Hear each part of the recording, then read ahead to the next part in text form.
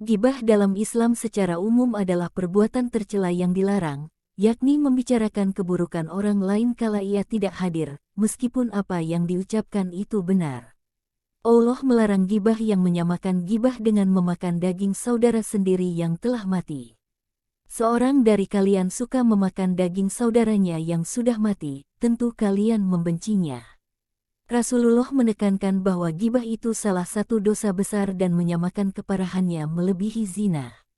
Namun, secara syar'i, terdapat 6 situasi di mana gibah diberi dispensasi, yaitu ketika diperlukan untuk mencapai tujuan syar'i yang tidak bisa dicapai tanpa berbicara. Imam An-Nawawi dalam Syarh Muslim Sumasi membahas ke-6 kondisi yang memungkinkan gibah dipergunakan demi maslahat umat Islam. Ke-6 gibah yang diperbolehkan. 1. Mengadukan kesewenang-wenangan, et-tashalum. Ketika seseorang dizalimi oleh orang lain, dia diperbolehkan menyebutkan kezaliman tersebut kepada pihak yang berwenang, seperti hakim, pemerintah, atau orang yang mampu menangani kasus tersebut. Misalnya, Fulan telah menzalimi saya dengan cara ini dan ini. Dalam konteks ini, meski secara teknis termasuk gibah, namun karena ada kebutuhan untuk menegakkan keadilan, maka itu diperbolehkan. Hal ini juga didukung oleh firman Allah, bahwa Allah tidak menyukai orang yang berbicara buruk kecuali oleh orang yang dizalimi. 2. Meminta bantuan untuk mengubah kemungkaran, al-istianah. Ketika ada orang yang melakukan kemungkaran atau menyimpang dari syariat secara serius, seseorang boleh menyampaikan kondisi ini kepada orang yang berkemampuan mencegahnya atau memberikan nasihat, misalnya kiai, tokoh masyarakat, orang tua atau pemimpin setempat. Contohnya, Fulan telah melakukan maksiat ini, tolong cegah dia.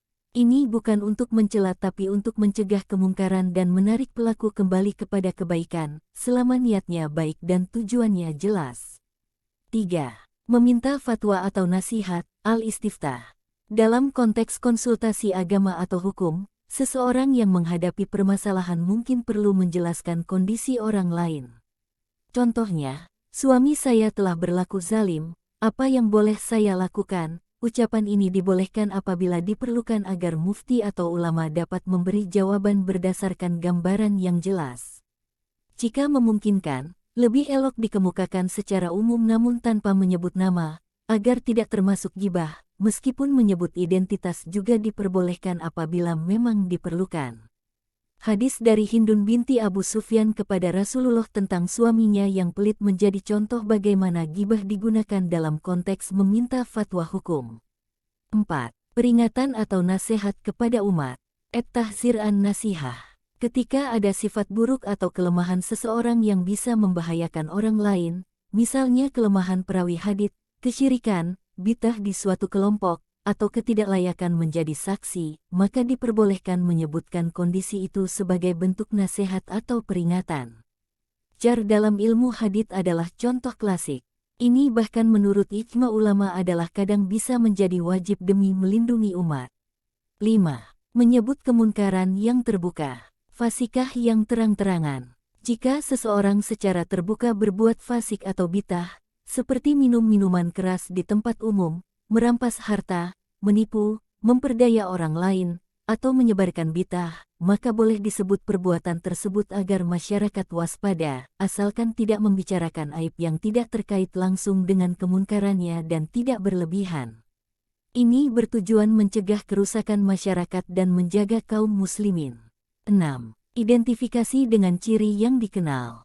Et-tarif. Dalam kondisi di mana seseorang dikenal secara khusus dengan julukan atau ciri fisik tertentu seperti si buta, si pincang, si botak, boleh menyebut identitas tersebut untuk memudahkan pengenalan. Selama tidak dimaksudkan merendahkan dan tidak ada cara identifikasi yang lebih baik. Bahkan disarankan sambil menyampaikan permohonan maaf agar tidak tersinggung. Para ulama seperti Imam An-Nawawi, Syekh Mahmud Al-Misri, secara eksplisit menyebut ke-6 kondisi ini sebagai satu rangkaian yang saling mendukung, bahwa gibah boleh jika memenuhi tujuan syar'i yang sah dan tidak ada jalan lain untuk mencapainya. Dalam Fatwa Al-Lajnah Ad-Daimah Li-Iftah, dinyatakan, berbicara tentang seseorang tidak hadir dibolehkan dalam situasi tertentu yang dibutuhkan, seperti konsultasi pernikahan, kerjasama bisnis, atau pengaduan kepada pihak berwenang. Jika ada manfaat untuk itu, maka tidak mengapa menyebut hal-hal yang mungkin tidak disenangi orang tersebut. Meskipun keenam kondisi ini memberikan dispensasi, gibah tetap merupakan perbuatan berat dan sebaiknya dihindari sejauh mungkin. Jangan menjadikan 6 kondisi ini sebagai pembenaran bergunjing, tidak perlu. Seorang muslim mesti selalu introspeksi sebelum berbicara, apakah ini termasuk gibah? Apakah saya punya hak cerita ini? Apakah niat saya benar-benar baik dan tujuannya untuk kebaikan? Kalau tak punya kebutuhan syar'i yang nyata, lebih baik menahan lisan. Rasulullah menyatakan bahwa di hari kiamat manusia yang termasuk bangkrut adalah mereka yang membawa amal ibadah tapi merusak hak manusia dengan lisan seperti gibah, fitnah, dan lain-lain. Akhirnya, jika gibah pernah dilakukan tanpa alasan yang sah, maka wajib bertaubat, meminta maaf kepada orang yang bersangkutan jika ia mengetahui, berhenti dari perbuatan itu, dan bertekad tidak mengulang lagi.